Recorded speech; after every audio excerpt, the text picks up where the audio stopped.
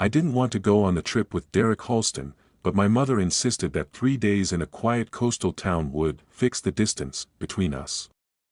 She said it the way people talk about cracked screens, like proximity and patience could smooth over damage that had already spread beneath the surface. I agreed because arguing with Marissa Halston always felt like pushing against a locked door. And because some part of me hoped she was right. Derek had been in my life for 4 years, long enough to know how to speak to me, but not long enough to truly see me. He was courteous in the way strangers are courteous, measured smiles, neutral questions, careful avoidance of anything personal. On the morning we left, he loaded the car without looking at me and handed me a coffee I hadn't asked for. It was black.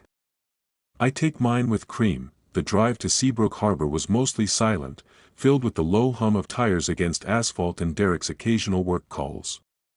He kept his voice calm and professional, but I noticed how he angled his phone slightly away from me, as if shielding the screen. I told myself it was habit.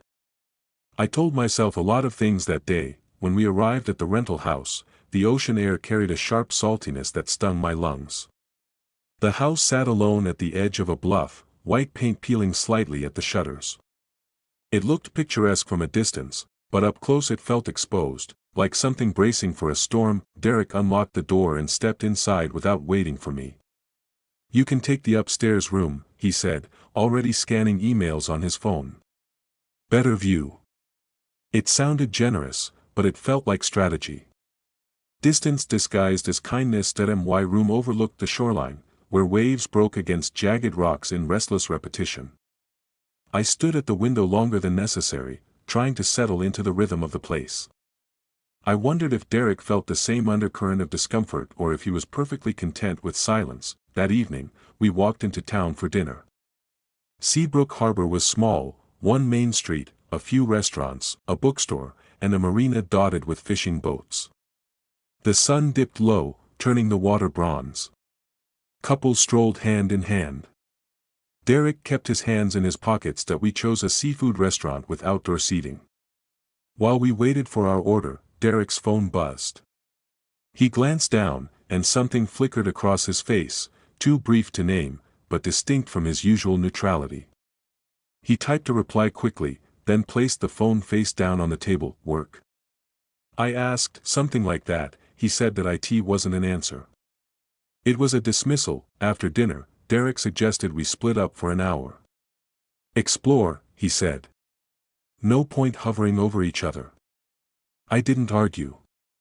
Hovering implied closeness, and we had never hovered. I wandered toward the marina, drawn by the faint sound of music drifting from somewhere near the docks.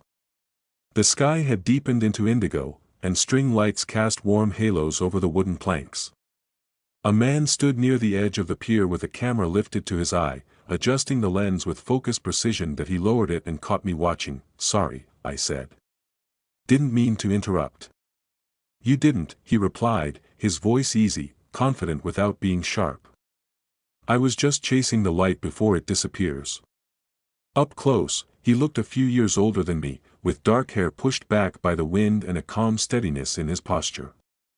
There was something deliberate about the way he moved, like every gesture had purpose. "I'm Rowan," I offered. "Elliot," he said, extending his hand. "Elliot Vance."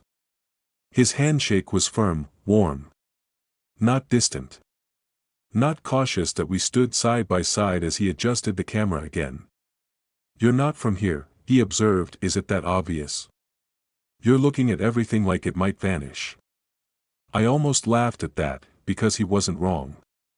"It's a short trip," I said. "Just here with family."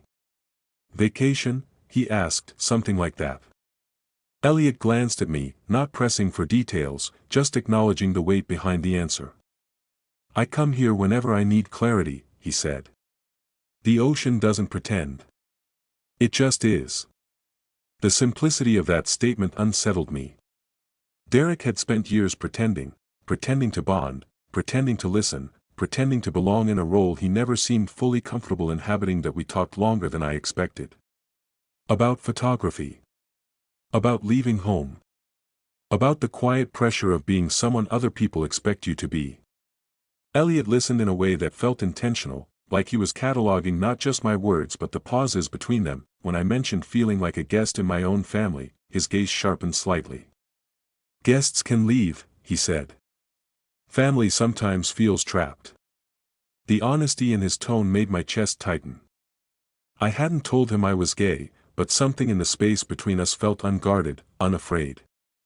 For the first time that day, I didn't feel like I had to shrink that a breeze lifted off the water, cool against my skin.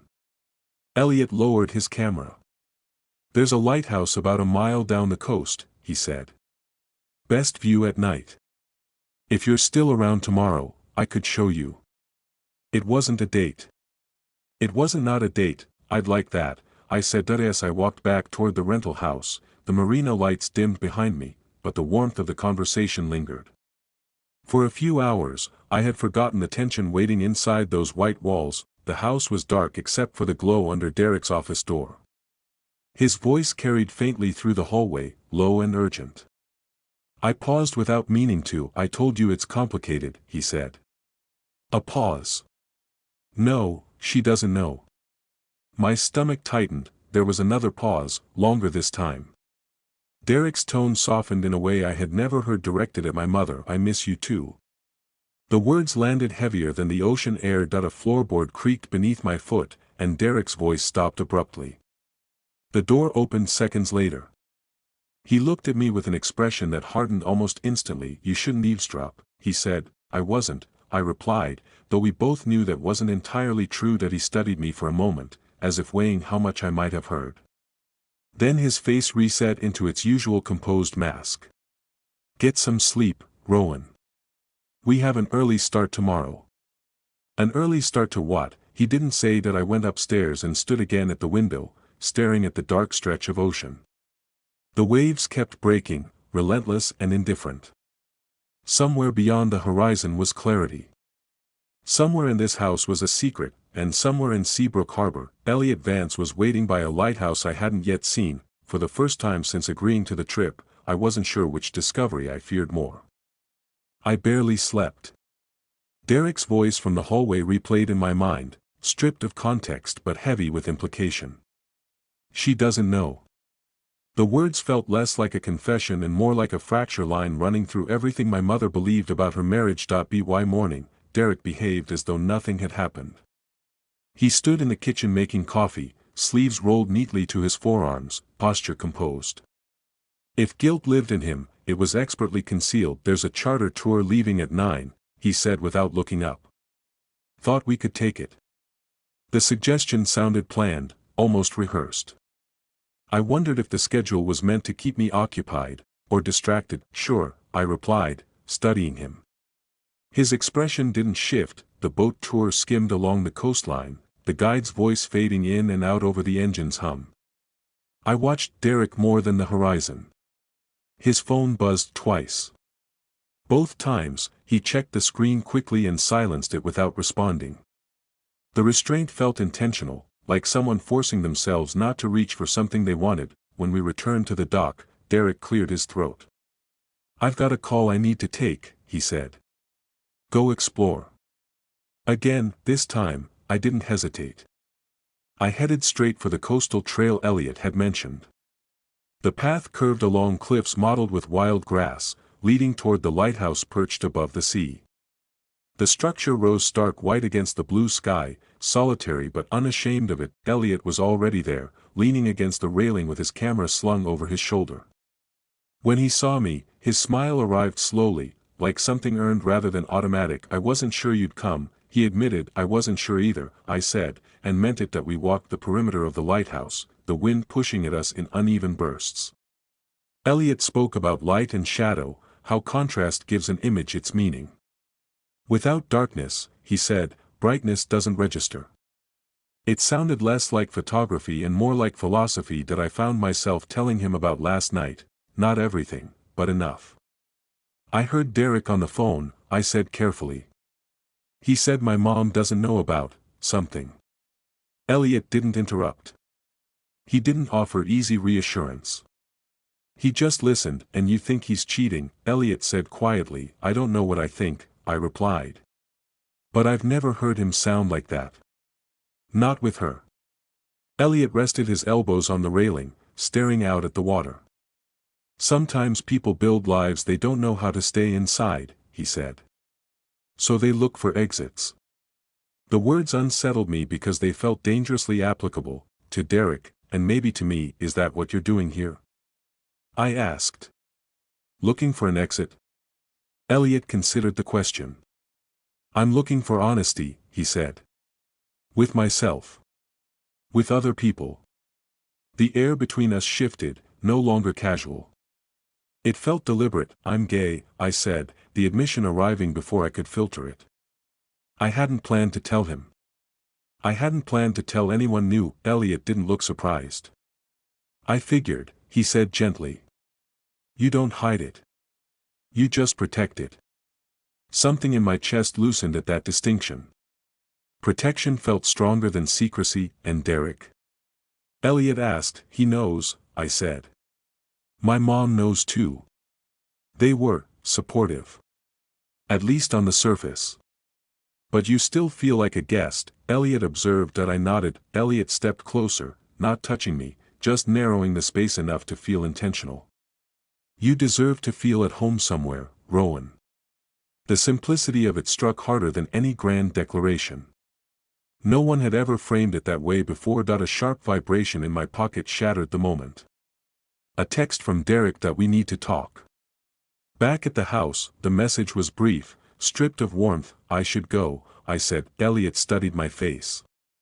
Whatever it is, don't let someone else's dishonesty make you smaller. The words followed me down the trail like a second heartbeat. When I entered the house, Derek stood near the window, arms crossed. The ocean stretched behind him, deceptively calm. You were listening last night, he said, skipping pretense. I heard enough, I replied. His jaw tightened. You don't understand what you heard. Then explain it. Silence thickened between us. Derek exhaled slowly, as if calculating the least damaging version of the truth. I've been talking to someone, he admitted. It started as nothing. Just conversation. That's not what it sounded like. His composure cracked slightly. Your mother and I, we've been distant for a long time. Before this trip. Before Seabrook. That doesn't justify lying. I'm not lying, he snapped, then immediately softened his tone. I just haven't told her yet. The distinction felt hollow. Does she know you're unhappy? I asked. She thinks this trip is fixing things, he said, almost to himself. The irony pressed down on both of us. The trip meant to repair distance had only illuminated it. Are you going to tell her? I asked. Derek hesitated, and in that pause I saw the answer. I don't want to hurt her, he said finally. You already are. The words left my mouth sharper than intended, but I didn't regret them. Derek looked at me differently then, not as a stepchild to manage, but as someone capable of judgment. You think you see everything, he said. But relationships are more complicated than that. Complicated doesn't mean secret, I replied. His phone buzzed again. This time, he didn't silence it. He stared at the screen, conflict plain across his face. Is that her? I asked. That he didn't answer. That I felt something shift inside me, not just anger on my mother's behalf, but clarity about the kind of man Derek was choosing to be. Controlled. Careful. Afraid of consequences. I won't lie for you, I said quietly. Derek met my eyes. I'm not asking you to. But the look he gave me suggested otherwise. That I went upstairs before the conversation could spiral further. From my window, I could see the faint outline of the lighthouse in the distance. A structure built to warn ships away from danger. My phone buzzed again, but this time it wasn't Derek. Elliot, are you okay? I stared at the message, aware that two different truths were pulling at me. One rooted in loyalty to my mother. The other in the fragile possibility of something honest. Not sure yet, I typed back. Downstairs, a door closed harder than necessary. A car engine started. I moved to the window just in time to see Derek's car pulling away from the house, heading toward town, toward whoever was waiting. The ocean remained steady, indifferent to betrayal, indifferent to choice. But I wasn't, and as I watched the road empty behind Derek's disappearing car, I realized this trip was no longer about forced bonding or scenic views. It was about deciding which truths I was willing to live with, and which ones I was ready to expose.